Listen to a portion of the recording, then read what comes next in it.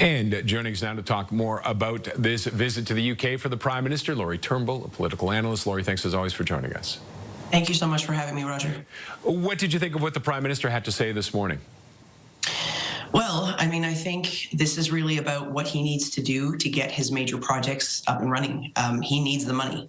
And as the PBO warned, the federal government's current spending levels are unsustainable.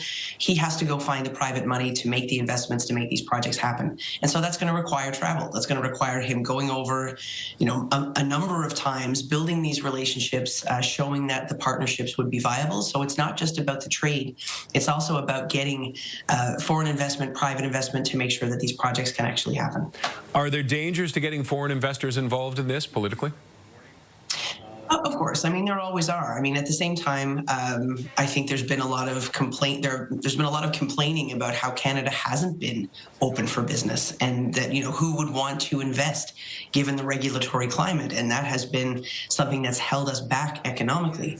And so I think what Carney has pitched, I think this is particularly germane to his own political strategy and what he's put up in the window for Canadians in terms of why vote for Carney back in that election in the spring, is about changing those regulatory frameworks, making it so that private investors and foreign investments do want to get involved.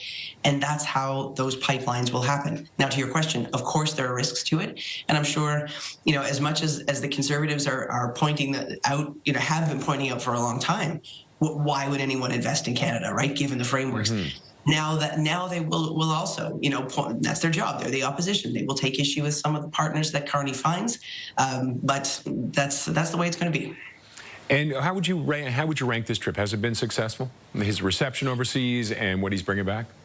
Sure. I mean, it seems like the Prime Minister gets a very warm reception when he travels. There never seems to be any issue around, the relationships working out. But again, this is part of how he's a deal maker.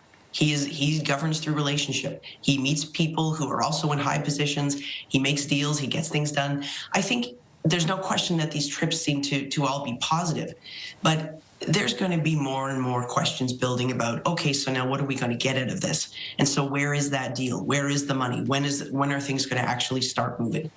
And what happens when he comes home? Well, he's got his hands full, I think, when he gets home. He was here for one day question period this week.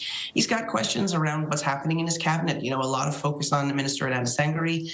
I think it's far more persuasive an exercise when the Prime Minister defends his ministers as opposed to when they're left to defend themselves. So we'll see whether any of that moves a bit this week. And he's got a budget coming up. He's got, all rumors are this is going to be an extremely austere document at the same time as it's going to run a big deficit. So where is he going to get the parliamentary support for that? Like there are all kinds of irons in the fire here. Okay. Lori, thanks as always for your insight. Appreciate it. Thank you too. Take care.